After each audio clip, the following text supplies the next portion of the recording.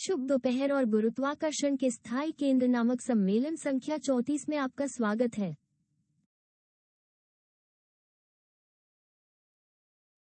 इस सम्मेलन का उद्देश्य यह है कि हम अपने अस्तित्व की संपूर्णता को अपने आंतरिक कार्य के लिए समर्पित करने के महत्व को समझें और हम उद्देश्यों की निरंतरता कैसे प्राप्त कर सकते हैं। आइए ये सीखकर शुरुआत करें कि गुरुत्वाकर्षण का केंद्र क्या है। गुरुत्वाकर्षण का केंद्र वो बिंदु है जिसके माध्यम से गुरुत्वाकर्षण बल किसी प्रणाली या वस्तु पर कार्य करता है। यदि हम अपने सौर मंडल को देखें तो हमें पता चलेगा कि सूर्य अपने चारों ओर चक्कर लगाने वाले ग्रहों पर किस प्रकार गुरुत्वाकर्षण बल लगाता है। यहाँ तक कि हमारे ग्रह पृथ्वी का गुरुत्वाकर्षण केंद्र भी है और यह वस्तुओं को अपनी ओर खींचता है, जिनमें हम भी शामिल हैं। यदि हम स्वयं के संबंध में ये संबंध बनाते हैं तो हमें एहसास होगा कि हमारा गुरुत्वाकर्षण का केंद्र क्या है, ये पहचानते हुए कि हमारा अस्तित्व किसके आसपास घूमता है, और हमें एहसास होगा कि यह हमारे व्यक्तित्व के चारों ओर घूमता है, क्योंकि हम जो कुछ भी करते हैं वो हमारे व्यक्तित्व को पोषित करने के लिए किया जाता है। काम, परिवार, दोस्त, साथी, हमारी पसंद नापसंद, पेशा आदि जैसे कारकों से बना है। इस सम्मेलन में हम जो सीखेंगे वो ये है कि उद्देश्यों की निरंतरता के माध्यम से गुरुत्वाकर्षण के केंद्र को व्यक्तित्व से चेतना तक कैसे स्थानांतरित किया जा सकता है।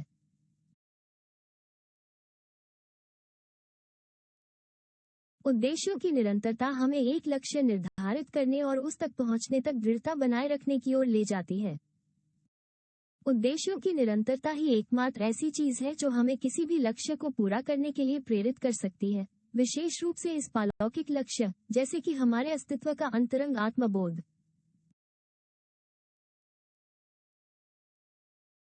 उद्देश्यों की निरंतरता होना असंभव है। यदि मनोवैज्ञानिक व्यक्ति का अस्तित्व नहीं है, यदि हममें से प्रत्येक के भीतर कई लोग रहते हैं, यदि कोई जिम्मेदार विषय नहीं है, तो किसी से उद्देश्य की निरंतरता की मांग करना बेतुका होगा। हम अच्छी तरह से जानते हैं कि एक व्यक्ति के अंदर कई लोग रहते हैं, तब जिम्मेदारी की पूरी भावना वास्तव में हमारे अंदर मौजूद नहीं होती है। किसी निश्चित क्षण में मैं जो दृढ़तापूर्वक पुष्टि करता हूँ, वो इस ठोस तथ्य के कारण कोई गंभीरता नहीं ले सकता कि किसी भी अन्य क्षण में मैं ठीक इसके विपरीत की पुष्टि कर सकता हूँ। इस सब के बारे में गंभीर बात यह है कि बहुत से लोग मानते हैं कि उनमें नैतिक जिम्मेदारी की भावना है और वे हमेशा एक जैसे होने का दावा करके खुद को धोखा देते हैं। बहुत से लोगों को ये ज्ञान प्राप्त होता है और वे अपना संपूर्ण अस्तित्व इन अध्ययनों के लिए समर्पित करने की शपथ भी लेते हैं। हालांकि सुखद जीवन लंबे समय तक नहीं रहता है। किसी भी दिन अमुक उचित या अनुचित, सरल या जटिल कारण से व्यक्ति इस ज्ञान से निवृत्त हो जाता है। इसलिए वो अपनी नौकरी छोड़ देता है और यहाँ तक कि किसी अन्य रहस्यमय संगठन में शामिल हो जाता है और सोचता है कि चीजें अब बेहतर हैं। मैं की बहुलता के कारण है जो हमारे भीतर अपनी सर्वोच्चता के लिए आपस में लड़ते हैं। चूंकि प्रत्येक मैं के अपने मानदंड हैं, अपना मन है, अपने विचार हैं, विचारों का ये परिवर्तन सामान्य है। यह एक संगठन से दूसरे संगठन में निरंतर स्पंदन करता रहता है, आदर्श से आदर्श की ओर आदि। व्यक्ति अपने आप में यह एक मशीन से अधिक कुछ नहीं है जो कभी कभी किसी एक या दूसरे व्यक्ति के लिए वाहन के रूप में कार्य करती है। कुछ रहस्यमय मैं स्वयं को धोखा देते हैं। इस या उस संप्रदाय को त्यागने के बाद वे संकल्प लेते हैं, खुद को भगवान मानते हुए वे इच्छा और विस्प रोशनी की तरह चमकते हैं और अंततः गायब हो जाते हैं।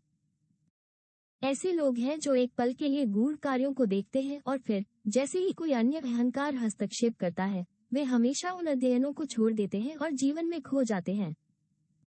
जाहिर है, अगर वो जीवन के खिलाफ नहीं लड़ता है तो यह उसे निगल जाएगा, और ऐसे कुछ ही आकांक्षी हैं जो वास्तव में खुद को जीवन से प्रभावित नहीं होने देते हैं।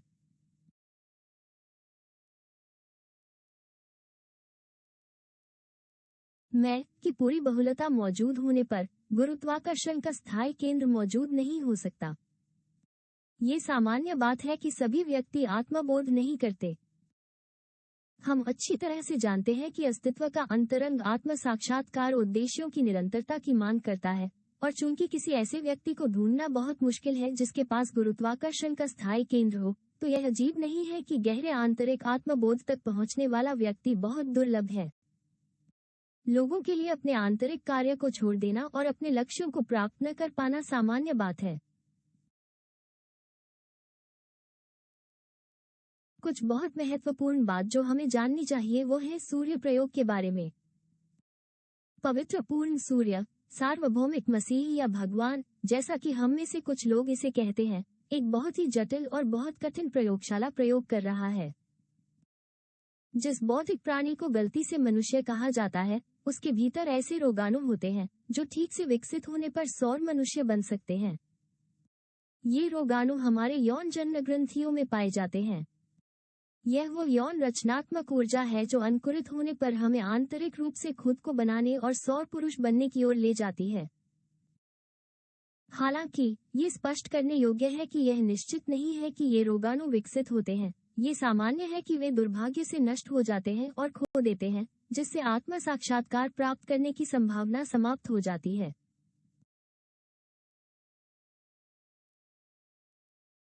किसी भी स्थिति में हमें सौर पुरुषों में परिवर्तित करने के लिए रोगाणुओं को पर्याप्त वातावरण की आवश्यकता होती है, क्योंकि यह सर्वविदित है कि बांझ वातावरण में बीज अंकुरित नहीं होता है। ग्रंथियों में जमा मनुष्य के वास्तविक बीज को अंकुरित होने के लिए एक सामान्य भौतिक शरीर की आवश्यकता होती है, विशेष रूप से मन, रीढ़ और यौन तंत्र इष्टतम स्थिति में हो।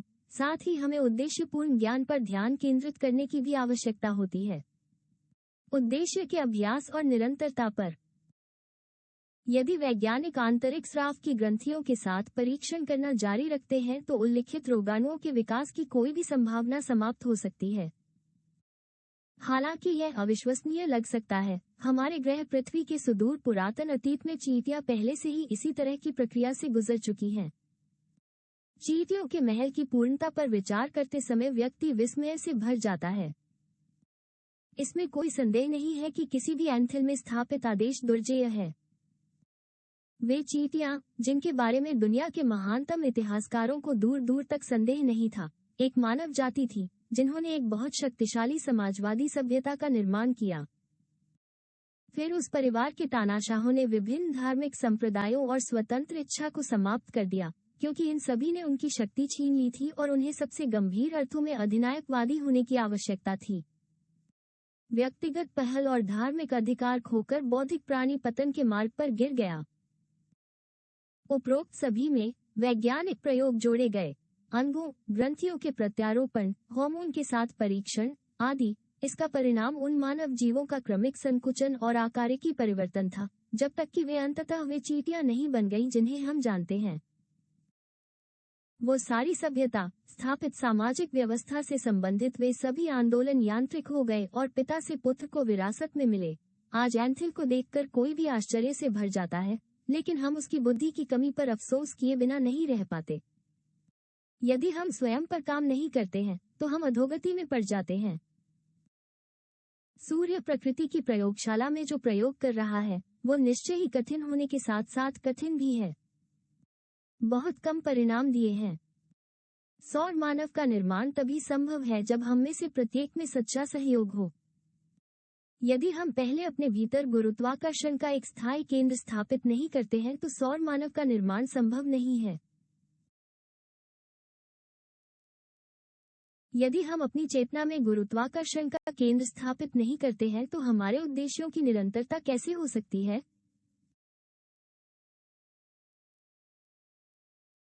सूर्य द्वारा बनाई गई किसी भी जाति का निश्चित रूप से इस सृष्टि और सौर प्रयोग के हितों की सेवा के अलावा प्रकृति में कोई अन्य उद्देश्य नहीं है।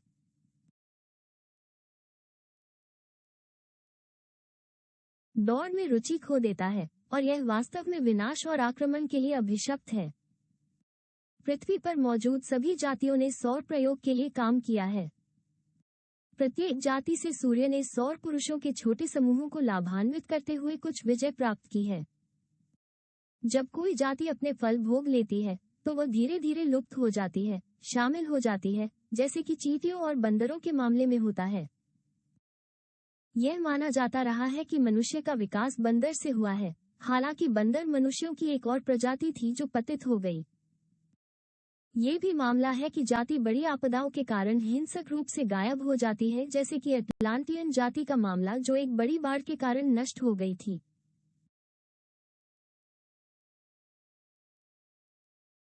स्वयं का पुनर्जनन तभी संभव है जब हम स्वयं को चंद्र शक्तियों से मुक्त करने के लिए संघर्ष करें। इसमें कोई संदेह नहीं है कि ये सभी स्वयं जो हम अपने मानस में रखते हैं विशेष रूप से चंद्र प्रकार के हैं। किसी भी तरह से चंद्र बल से खुद को मुक्त करना संभव नहीं होगा यदि हमने पहले से ही गुरुत्वाकर्षण का एक स्थायी केंद्र स्थापित नहीं किया है। उद्देश्यों की निरंतरता नहीं है तो हम बहुवचन आय की समग्रता को कैसे बंद कर सकते हैं? अपने मानस में गुरुत्वाकर्षण का स्थायी केंद्र स्थापित किए बिना हम उद्देश्य की निरंतरता कैसे प्राप्त कर सकते हैं?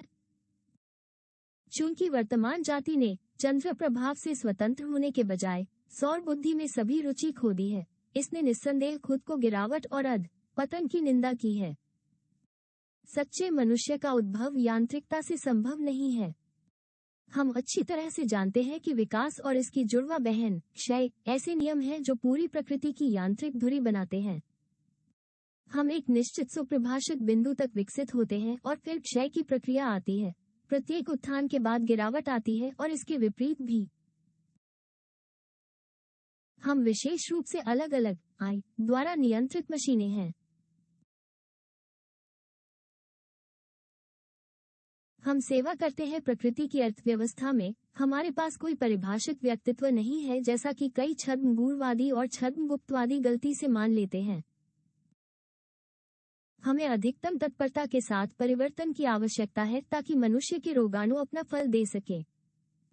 उद्देश्य की सच्ची निरंतरता और नैतिक जिम्मेदारी की पूर्ण भावना के साथ स्वयं पर काम करके ही हम सौर पुरुष बन सकते हैं। इसका तात्पर्य है कि हम अपने संपूर्ण अस्तित्व को अपने ऊपर गूढ़ कार्य के लिए समर्पित कर दें। जो लोग विकास की यांत्रिकी के माध्यम से सौर अवस्था तक पहुंचने की आशा करते हैं वे स्वयं को धोखा देते हैं और वास्तव में स्वयं को पतन की ओर ले जाते हैं। गूढ़ कार्य में हम बहुमुखी प्रतिभा का विलास बर्दाश्त नहीं कर सकते, जिनके पास निरर्थक विचार हैं, जो आज अपने मानस पर काम करते हैं और कल खुद को जीवन में निगल जाने देते हैं। जो लोग टालमटोल करते हैं, गूढ़ कार्यों को त्यागने के लिए औचित्य ढूंढते हैं, पतित या निष्क्रिय हो जाते हैं। कुछ लोग गलती से सब कुछ कल पर छोड़ देते हैं जबकि वे अपनी आर्थिक स्थिति में सुधार करते हैं, बिना इस बात पर ध्यान दिए कि सौर प्रयोग उनके व्यक्तिगत मानदंडों और उनकी प्रसिद्ध परियोजनाओं से बहुत अलग है। जब हम चंद्रमा को अपने भीतर रखते हैं तो सौर मानव बनना इतना आसान नहीं है। अहंकार चंद्र है। पृथ्वी के 2 चंद्रमा हैं।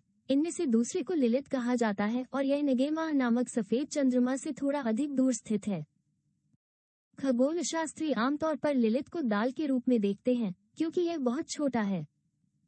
वो काला चांद है। अहंकार की सबसे भयावह ताकतें अमानवीय और पाशविक मनोवैज्ञानिक परिणामों के साथ लिलित से पृथ्वी पर आती हैं। रेड प्रेस के अपराध, इतिहास की सबसे भयानक हत्याएं, सबसे अप्रत्याशित अपराध आदि आदि लिलित की कंपायमान तरंगों के कारण हैं। दोहरा चंद्र प्रभाव, जो मनुष्य के भीतर मौजूद अहंकार के माध्यम से दर्शाया जाता है, हमें सच्चा असफल बनाता है। यदि हम अपने आप को दोहरी चंद्र शक्ति से मुक्त करने के उद्देश्य से स्वयं पर काम करने के लिए अपना संपूर्ण अस्तित्व देने की तात्कालिकता नहीं देखते हैं, तो हम अंततः चंद्रमा द्वारा निगल लिए जाएंगे और अधिक से अधिक पतित होंगे। इस सब के बारे में गंभीर बात यह है कि हमारे पास सच्चा व्यक्तित्व नहीं है। अगर हमारे पास गुरुत्वाकर्षण का एक स्थायी केंद्र होता तो हम वास्तव में तब तक गंभीरता से काम करते जब तक हम सौर अवस्था प्राप्त नहीं कर लेते। व्यक्तित्व की चीजों के प्रति हमारा इतना आकर्षक आकर्षण है कि अक्सर गूढ़ कार्यों की तात्कालिकता को समझना लगभग असंभव हो जाता है। हमारे पास स्वतंत्र इच्छा और व्यवहारिक कार्य की ओर उन्मुख ज्ञानात्मक शिक्षण का छोटा मार्जिन सौर प्रयोग से संबंधित हमारे महान उद्देश्यों के लिए आधार के रूप में काम कर सकता है। क्षीण मन यह नहीं समझता कि हम यहाँ क्या कह रहे हैं। वो इस अध्याय को सुनता है और बाद में भूल जाता है। फिर एक और किताब और दूसरी किताब आती है और अंत में हम किसी ऐसी संस्था से जुड़ जाते हैं जो हमें स्वर्ग का पासपोर्ट बेचती है, जो हमसे अधिक आशावादी तरीके से बात करती है, जो हमें परलोक में सुख का आश्वासन देता है। ऐसे ही होते हैं। अदृश्य डोर से नियंत्रित होने वाली कठपुतलियां, निरर्थक विचारों वाली यांत्रिक गुड़िया और उद्देश्य की कोई निरंतरता नहीं। इस बिंदु पर हमें खुद से पूछना चाहिए और गंभीरता से और ईमानदारी से खुद को जवाब देना चाहिए कि क्या हम वास्तव में अपने संपूर्ण अस्तित्व को गूढ़ कार्य के लिए समर्पित करने के लिए तैयार हैं और वास्तव में इस कार्य के लिए खुद को समर्पित करने का निर्णय लेना चाहते हैं। इस निर्णय के लिए हमें अपने व्यक्तित्व की अधिक से अधिक चीजों को छोड़ना होगा और विवेक की चीजों के लिए अधिक समय समर्पित करना होगा।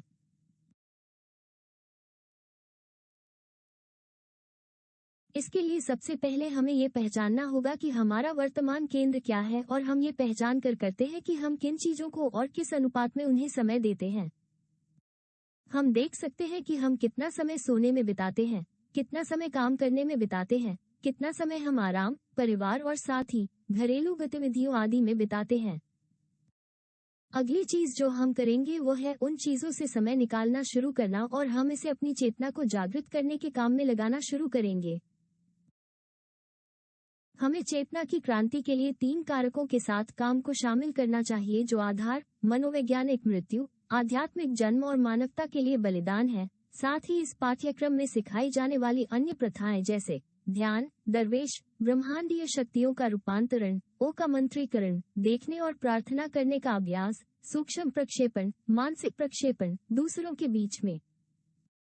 वो समय अवश्य आएगा जब व्यक्तित्व के पास केवल आवश्यक समय होगा, जबकि हमारा आंतरिक कार्य हमारे अधिकांश समय पर एकाधिकार कर लेगा।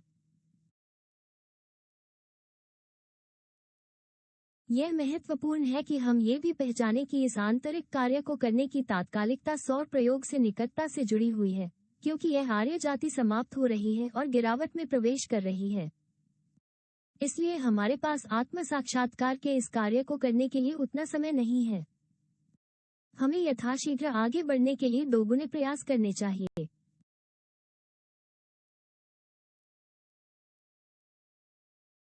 खैर, यह आज का सम्मेलन है। हमसे जुड़ने के लिए आपका बहुत बहुत धन्यवाद। कोई भी संदेह या प्रश्न टिप्पणियों में छोड़ा जा सकता है। लगाव के बारे में स्पष्टीकरण नामक अगले सम्मेलन में आमंत्रित करते हैं, जहां हम जानेंगे कि किस प्रकार के परिवार मौजूद हैं और उनके कार्य क्या हैं, और हम उन आसक्तियों पर कैसे काम कर सकते हैं जो हमें अपने आंतरिक कार्य पर आगे बढ़ने से रोकती हैं। जब तक अगली बार।